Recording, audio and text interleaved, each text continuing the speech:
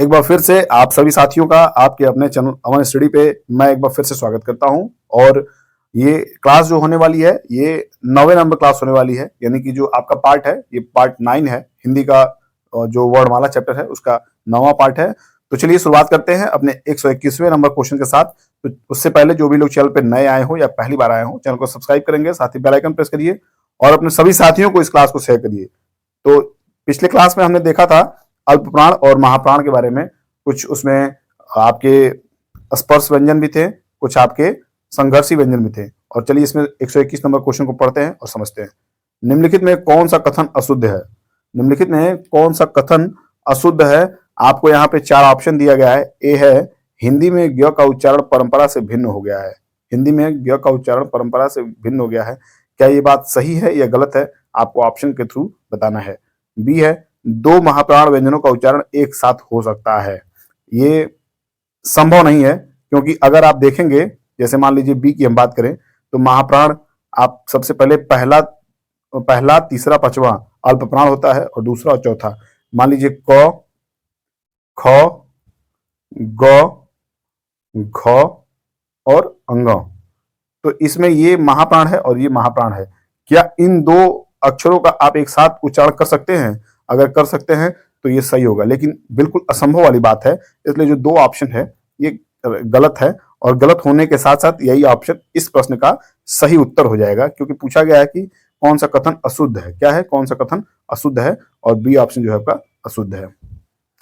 अगले की बात करें 22वें नंबर का, तो निम्नलिखित ध्वनियों में कौन सुमेलित है? तो सबसे पहले देख लीजिए, आपके सामने ग दिया है, अघोष। क्या दिया है? अघोष। मैं बता दूं आपको कि जैसे क है, ख है, ग है, घ है और आपका अंग है। तो ये क्या होता है? ये आपका अघोष में आता है, पहला और दूसरा अघोष में आता है। बाकी तीसरा स्वघोष में, चौथा भी स्वघोष में और पांचवा भी स्वघोष में। तो अगर इतनी चीजें आप समझ पा रहे हैं तो आपको ग समझने में, ये ए वाला ऑप्शन समझने में आसानी होगी। ग आपका क्या है? ये स्वघोष है, जो कि इसमें अघोष दिया, ये गलत है। फ की बात करें, अल्प प्राण में दिया है, तो देखिए प, फ, ब, भ और म। इसमें देखिए ये पहला, ये अल्प प्राण होता है, पहला, तीसरा और पांचवा अल्प प्राण होता है। महाप्राण आपका दूसरा और चौथा महाप्राण होता है। तो आप देखिए फ जो है महाप्राण में है, जो कि अल्प प्राण दिया है, तो ये भी गलत है। स आपका उसमें है, ये बिल्कुल सही है। आप देखेंगे श, स, स और ह, ये 4 वर्ण जो है ये आपके उष्म व्यंजन में आते हैं, जो कि राइट ऑप्शन है। अगर आपको ठ भी देखना होगा तो आप देख लीजिएगा, आपको ट के बाद ठ आता है और दूसरे नंबर पे हमेशा अघोष होता है, जो कि सघोष दिया, ये भी गलत है। सी ऑप्शन आपका राइट है। इस तरह अगले क्वेश्चन की तरफ हम बढ़ते हैं। अगला क्वेश्चन 123 नंबर का है, अघोष वर्ण कौन सा है? अघोष वर्ण कौन सा है? तो अभी मैं बता चुका हूं आपको कि अघोष जो होगा आपका वो पहला और दूसरा। तो आप ध्यान से देखिए, अ, ज, ह और स। तो इनमें आपको चुन के बताना है, तो इनमें सही ऑप्शन आप चूज करिए। जो श है आपका, ये अघोष में भी आता है। क्या आता है इसमें? ये स जो आता है अघोष में आता है। इसकी मैं पूरी जो टेबल है वो मैं आपको प्रोवाइड कर दूंगा, देख लीजिएगा उनमें कौन से, जैसे आप जितने भी स्पर्श व्यंजन हैं उनके अलावा कौन कौन से अघोष सघोष में आते हैं, उनको मैं उस टेबल के माध्यम से समझा दूंगा आपको। 124 नंबर की बात करें तो 124 नंबर क्वेश्चन कह रहा है कि निम्न में अघोष वर्ण कौन सा है? निम्न में अघोष वर्ण कौन सा है? यहाँ देखिए प दिया है, यहाँ घ दिया है, यहाँ ब दिया है, यहाँ ग दिया है। तो अगर आप इतना देख पा रहे हैं तो अपने ऑप्शन जो है आप लोग जल्दी से कमेंट करिए कौन सा ऑप्शन सही हो जाएंगे। तो अघोष वो जो वर्ड आपका है वो आपका प सही हो जाएगा। कैसे, इसकी चर्चा कर लेते हैं। आप देखिए प, फ, ब, आगे भी इसी तरह जाएंगे 5वें लेटर तक। ये जो पहला लेटर है ये अघोष में आता है। क्या आता है? अघोष में, और ये बिल्कुल राइट है। 125 नंबर की बात करें तो दिया है कि निम्न में से कौन सा वर्ण अघोष है? निम्न में से कौन सा वर्ण?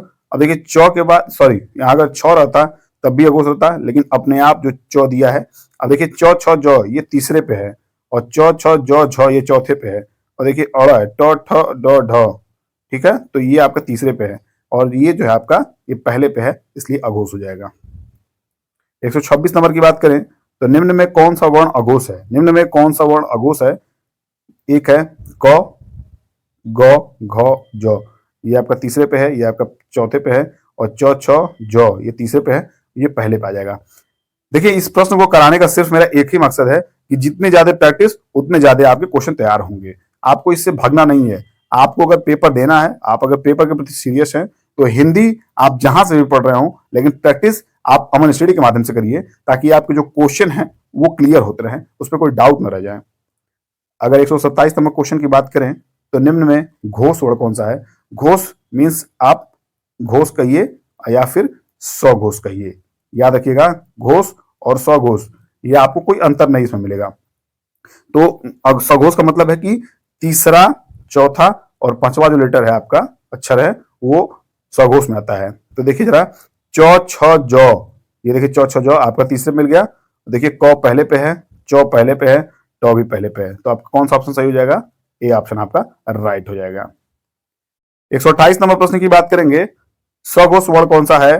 तो स्वघोष आपका देखिए, प, फ, या प पहले पे आ गया, तो, थ दूसरे पे आ गया, प, फ, ब ये तीसरे पे आ गया, और तीसरे पे आने की वजह से यहाँ देखिए स्वघोष जो है, ये स्व जो है वो अघोष होता है। क्या होता है?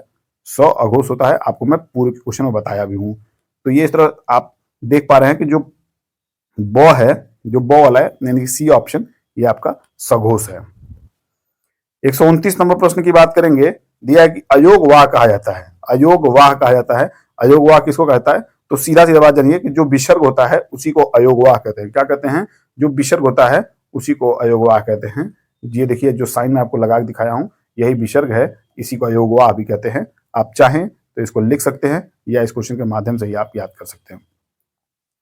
130 नंबर का प्रश्न आपके सामने है, अयोग वाह कहा जाता है। तो देखिए, ये सेम जो प्रश्न है, सॉरी, इसमें सही है, ये रिपीट नहीं हुआ है, ऑप्शन यहाँ पे अलग है। तो अयोगवा वहां विसर्ग को था, लेकिन यहाँ यहाँ विसर्ग के साथ आपको अनुस्वार भी मिलेगा। तो अनुस्वार एवं विसर्ग, अनुस्वार एवं विसर्ग क्या हो गया? अनुस्वार एवं विसर्ग जो है आपके अयोगवाक श्रेणी के अंतर्गत आते हैं, इसको याद रखिएगा। 131 नंबर का प्रश्न है कि हिंदी भाषा की कुल वर्ण लिपियां हैं। हिंदी वर्ग भाषा की कुल वर्ण लिपियां 52 है। इसको आप अगर अलग करेंगे तो आपको 39 जो है वो क्या मिलेगा? आपको 39 व्यंजन मिलेंगे, और सॉरी, यहाँ पे आपको 11 व्यंजन मिलेंगे और 2 आपको उच्छिप्त मिलेंगे। क्या मिलेंगे? जो बाहर से आए हैं। तो इन जब तीनों को आप ऐड करेंगे तो ये आपको 52 प्राप्त होगा। 132 नंबर प्रश्न है, कह रहा है कि जिन ध्वनियों की गणना न स्वर में की जाती है न व्यंजन में, उसे क्या कहते हैं? ये भी प्रश्न अच्छा प्रश्न है। अगर ये आपसे पेपर में पूछा जाएगा और आपको ये तैयार नहीं रहेगा तो फिर आपको दिक्कत का सामना करना पड़ सकता है। तो डी ऑप्शन जो है अयोगवाह में आता है। क्या आता है? अयोगवाह में आता है, क्योंकि आप जब ध्यान देंगे, विसर्ग को कहीं से भी आपको वर्णमाला में जगह नहीं दिया गया है, अनुस्वार को कहीं से वर्णमाला में जगह नहीं दिया गया है। तो इस तरह अयोगवाह की श्रेणी में वो आता है। 133 नंबर प्रश्न है कि हिंदी वर्णमाला में अंग, देखिए अब यहाँ पे आ गया अंग और अह क्या है?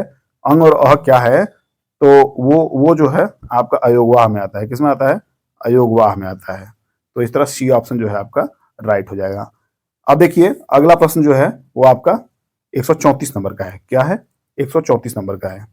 134 नंबर का जो प्रश्न है वो क्या कह रहा है? वो कह रहा है कि ऐसी कौन सी 2 मात्राएं हैं जिनका प्रयोग तो किया जाता है किंतु उनका समावेश स्वर में नहीं किया जाता है। और अभी 133 नंबर क्वेश्चन में आप पढ़े हैं, अंग और अह जो है वो अनुस्वार में गिने जाते हैं। तो इस प्रकार अंग और अह की जो श्रेणी होती है वो स्वर में न गिनते हुए इसको बाहर रखा जाता है वर्णमाला के।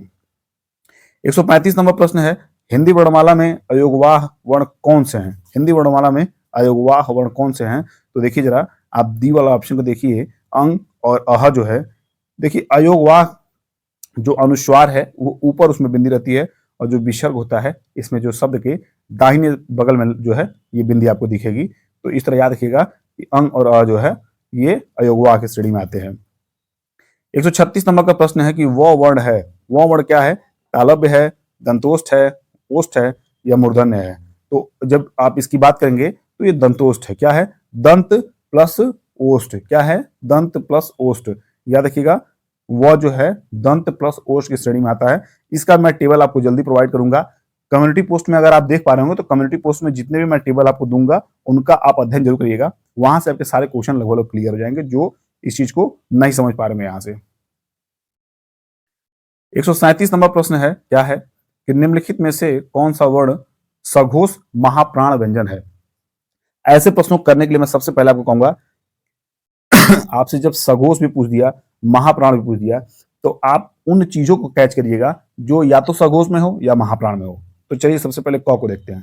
क आपका क्या है, क आपका अघोष में आता है। क्या आता है, अघोष में। और महाप्राण ये बिल्कुल हो ही नहीं सकता है क्योंकि महाप्राण दूसरा चौथा होता है, तो ये गलत हो गया।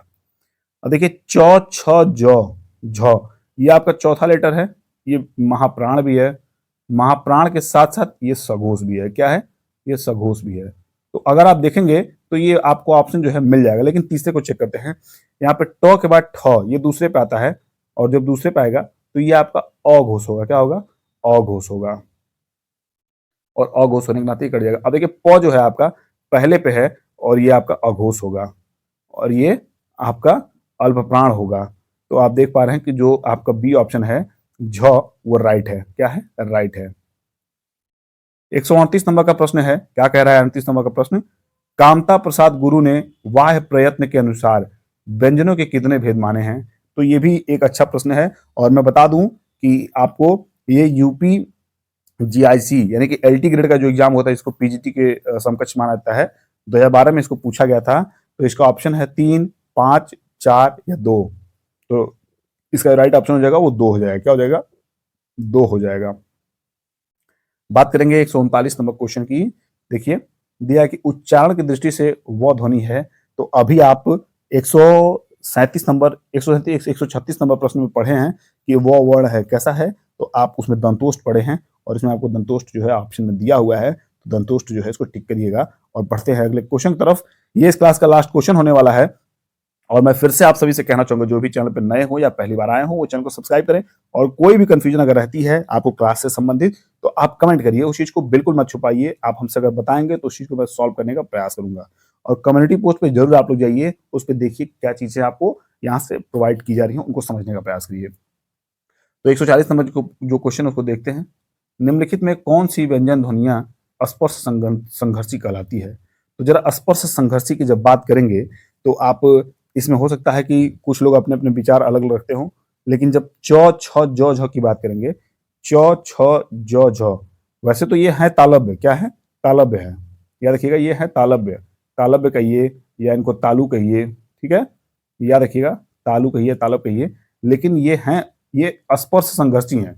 शुद्ध रूप से समझिए ये संघर्षी हैं। क्या है, संघर्षी हैं। लेकिन ये स्पर्श व्यंजन के अंतर्गत आते हैं, क से लेकर म तक, इसलिए ये स्पर्श संघर्षी व्यंजन के अंतर्गत आते हैं। तो इस तरह ये ऑप्शन आपका राइट हो जाएगा। और ये क्लास और ये क्वेश्चन यही समाप्त होते हैं। कैसा लगा क्लास, अपने जो भी आपके फीडबैक हैं वो जरूर कमेंट करिए, और टारगेट रखते हैं 100 लाइक्स के, उसको आप लोग पूरा करिए। और मिलते हैं अगले क्लास में, तब तक के शुभकामनाएं आपके साथ हैं। पढ़ते रहिए, मस्त रहिए, स्वस्थ रहिए, अपना ख्याल रखिए, अपने परिवार का ख्याल रखिए। Bye bye, take care.